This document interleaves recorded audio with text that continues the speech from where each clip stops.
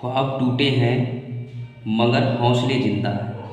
ख्वाब टूटे हैं मगर हौसले जिंदा हैं। हम वो हैं जहां मुश्किलें शर्मिंदा हैं। हेलो दोस्तों, मैं प्रमोद कुमार स्वागत करता हूं आपके अपने YouTube channel Badaun study point पर। दोस्तों, आज क्लास 10 साइंस के कुछ महत्वपूर्ण प्रश्न हैं जो एग्ज़ाम के लिए बहुत ही ज़्यादा इम्पोर्टेंट हैं, तो उनको आप सही से तैयार कर लीजिए और कोशिश रहेगी मेरी कि मैं इन प्रश्नों को अच्छे से आपकी तैयारी करा दूँ। ठीक है, तो देखते हैं। पहला प्रश्न है हमारा कि योगात्मक संकलन अभिक्रिया किसे कहते हैं। ठीक है, योगात्मक से नाम से भी आ सकती है या संकलन नाम से भी आ सकती है। तो देखिए, इसका हल है वे रासायनिक अभिक्रियाएं जिनमें कार्बनिक यौगिकों से अभिकर्मक का योग होता है तथा यौगिक की असंतृप्तता कम होकर वह संतृप्त यौगिक में परिवर्तित हो जाता है, योगात्मक अभिक्रिया कहलाती है।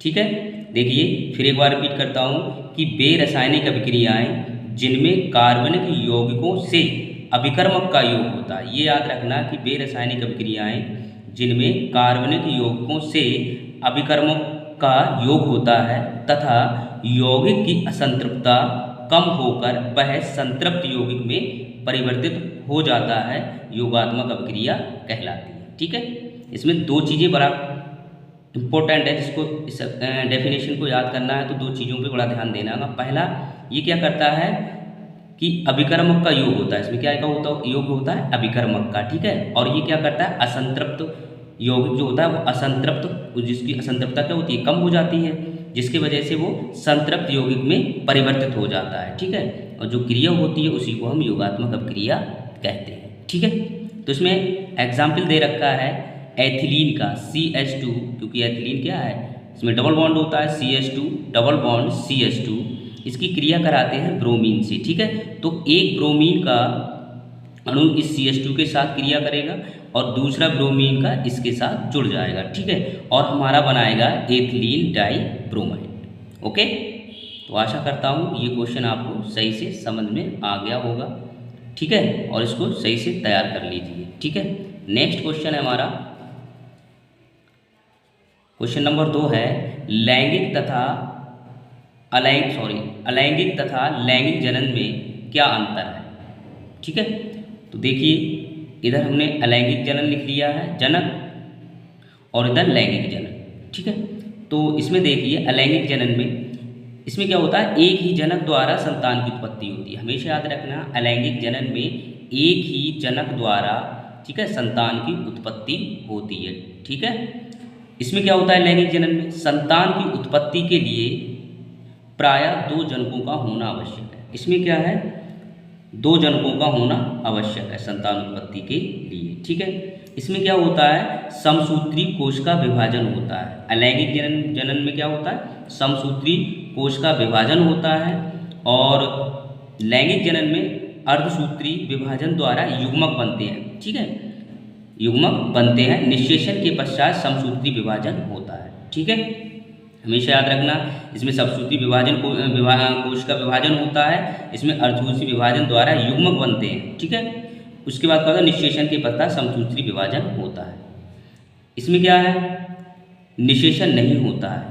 अलैंगिक जनन में निषेचन नहीं होता है, जबकि लैंगिक जनन में निषेचन होता है। ठीक है, इसमें संतान पूर्णतः जनक के समान होती है। इसमें जो संतान होती है वो बिल्कुल अपने पिता के समान होती है। ठीक है, और इसमें क्या होता है, संतान दोनों जनकों से भिन्न होती है।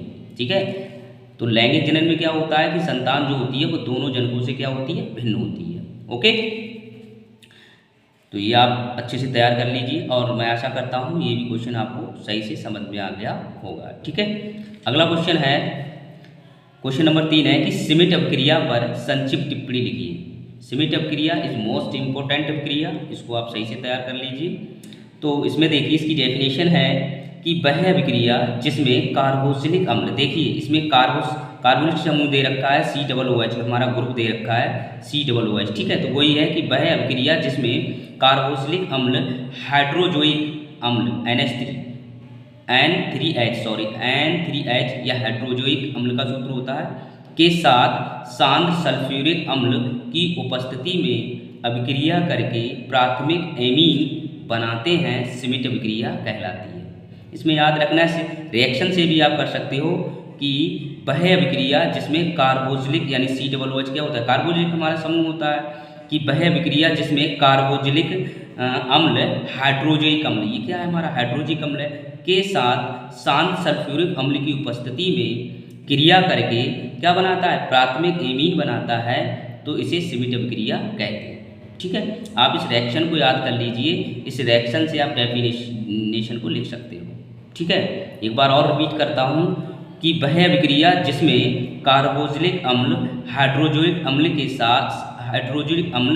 के साथ सांद्र सल्फ्यूरिक अम्ल की उपस्थिति में, ठीक है, क्रिया करके प्राथमिक एमीन बनाता है या बनाते हैं, उसे हम श्मिट अभिक्रिया कहते हैं। तो देखिए प्राथमिक एमीन बन रहा है हमारा, ठीक है, और हमारा कार्बन डाइऑक्साइड निकल लिया है और N2 निकल लिया है। ठीक है, ओके, तो आप इस रिएक्शन को आप सही से तैयार कर लीजिए। आशा करता हूँ ये भी क्वेश्चन आपको अच्छे से समझ में आ गया होगा। ठीक है, अगला क्वेश्चन है, ये भी बहुत मोस्ट इंपॉर्टेंट क्वेश्चन है कि सक्रियता श्रेणी। ठीक है, तो इस सक्रियता श्रेणी को हम सही से तैयार करेंगे। देखिए इसकी डेफिनेशन है कि अभिक्रियाशीलता के आधार पर, क्योंकि जो भी तत्व होते हैं वो क्रियाशील होते हैं, तो अभिक्रियाशीलता के आधार पर घटते हुए क्रम में व्यवस्थित समान धातुओं की सूची होता क्या है, एक व्यवस्थित क्रम होता है हमारा, उसमें समान धातुओं की सूची को सक्रियता श्रेणी कहते हैं। यानी एक श्रेणी तैयार होती है उस व्यवस्थित क्रम की, तो उसी श्रेणी को हम क्या कहते हैं, सक्रियता श्रेणी कहते हैं। फिर एक बार रिपीट करता हूँ कि अभिक्रियाशीलता के आधार पर घटते हुए क्रम में व्यवस्थित समान धातुओं की सूची को सक्रियता श्रेणी कहते हैं। इस श्रेणी में हाइड्रोजन से ऊपर की रखी धातुएं जैसे पोटेशियम, सोडियम, कैल्शियम आदि उच्च क्रियाशील धातुएं कहलाती हैं। कहने का मतलब ये है कि हाइड्रोजन से जो ऊपर की धातुएं होती हैं वो हमारी क्या होती हैं, उच्च क्रियाशील धातुएं कहलाती हैं, जबकि हाइड्रोजन से जो नीचे रखी जाती हैं जो वस्तुएं होती हैं वो हमारी उत्कृष्ट धातु या निम्न क्रियाशील धातु कहलाती हैं। ओके, तो मैं आशा करता हूँ ये भी आपको अच्छे से समझ में आ गया होगा। ठीक है, तो नेक्स्ट अगले क्वेश्चन की बात करते हैं। देखिए अगला क्वेश्चन है हमारा, ये बहुत मोस्ट इंपोर्टेंट अभिक्रिया है, ये भी उदासीनीकरण अभिक्रिया। ठीक है, तो उदासीनीकरण अभिक्रिया क्या होती है, देखें जलीय विलयन में किसी अम्ल व क्षार की अभिक्रिया से, जलीय विलयन में यदि जलीय विलयन में अम्ल व क्षार को मिला दिया जाए, ठीक है, तो जलीय विलयन में किसी अम्ल तथा क्षार की अभिक्रिया से लवण और जल बनता है। ठीक है, तो यह अभिक्रिया उदासीनीकरण अभिक्रिया कहलाती है। ठीक है, एक बार फिर रिपीट करता हूँ कि जलीय विलयन में किसी अम्ल तथा क्षार की अभिक्रिया से लवण और जल बनता है। ठीक है, यह अभिक्रिया उदासीनीकरण अभिक्रिया कहलाती है। ठीक है, इसका एग्जाम्पल क्या होता है, देखें सोडियम हाइड्रोक्साइड, ये क्या हमारा जलीय विलयन में है। ठीक है, और ये भी हमारा हाइड्रोक्लोरिक अम्ल है, ये भी हमारा जलीय विलयन। तो इनकी जब आपस में क्रिया करते हैं तो देखिए Na जो है, Na यानी सोडियम जो है वो किससे क्रिया करेगा, हमारा सोडियम कर लेगा Cl से क्रिया। ठीक है, अब जब ये Cl से क्रिया कर लेगा तो ये बनाएगा NaCl। ठीक है, ये साल्ट बनाएगा यानी लवण बनाएगा। ठीक है, और ये हमारा जल बन जाएगा। ठीक है, ओके, तो मैं आशा करता हूँ ये भी अभिक्रिया आपको अच्छे से समझ में आ गई होगी। ठीक है, अगला क्वेश्चन है हमारा, क्वेश्चन नंबर 6 है, pH पैमाना क्या नापता है, उदासीन अम्लीय तथा क्षारीय विलयनों के pH मान का परास बताइए। बहुत मोस्ट इंपोर्टेंट क्वेश्चन है, तो आप समझ जाइए कि pH पैमाना जो होता है वो किसी भी तत्व की अम्लीयता, क्षारीयता, उदासीनता को नापता है। pH पैमाना किसी विलयन की अम्लीयता या क्षारीयता या उदासीनता को नापता है। pH मूल्य किसी विलयन में विद्यमान हाइड्रोजन आयन के सांद्रण H+ आयन का ऋणात्मक लघुगणक होता है। ठीक है, यदि विलयन उदासीन है, यदि विलयन कैसा उदासीन है तो साधारण तापस का pH मान 7 होता है। ठीक है, यदि विलयन उदासीन है तो उसका pH मान 7 होता है, जबकि अम्लीय है तो विलयन तो उसका जो pH परास होता है वो 0 से 7 से कम है।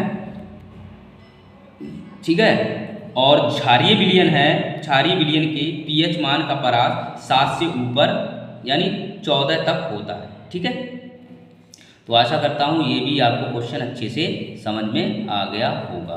अगला क्वेश्चन है हमारा, क्वेश्चन नंबर 7 है, दे रखा है कि ब्लीचिंग पाउडर बनाने की विधि बताइए, समीकरण भी लिखिए तथा उपयोग भी लिखिए।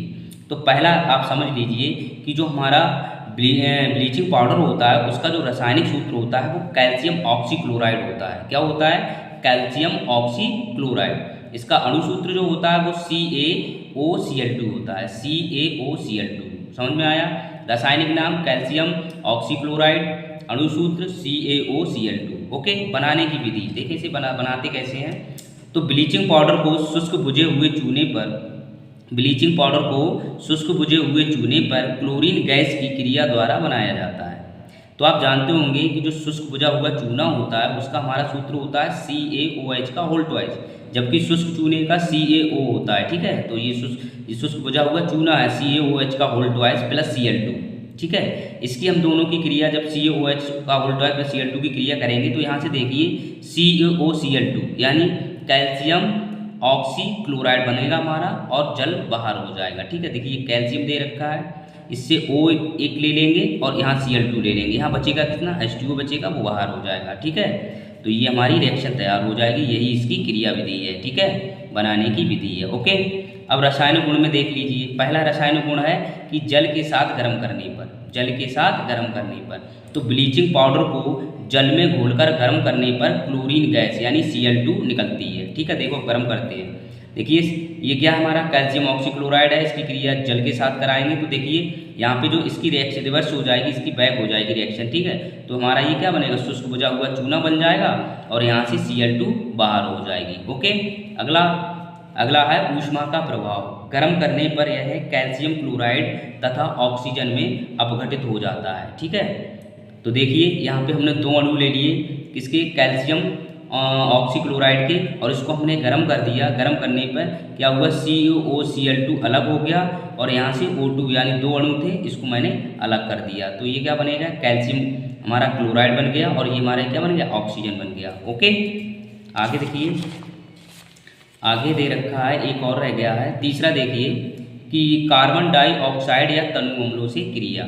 तो ब्लीचिंग पाउडर की कार्बन डाइऑक्साइड या तनु अम्लों की क्रिया की अधिक मात्रा से क्रिया से क्लोरीन गैस Cl2 निकलती है, जिसे हम ट्राइक्लोरीन कहते हैं।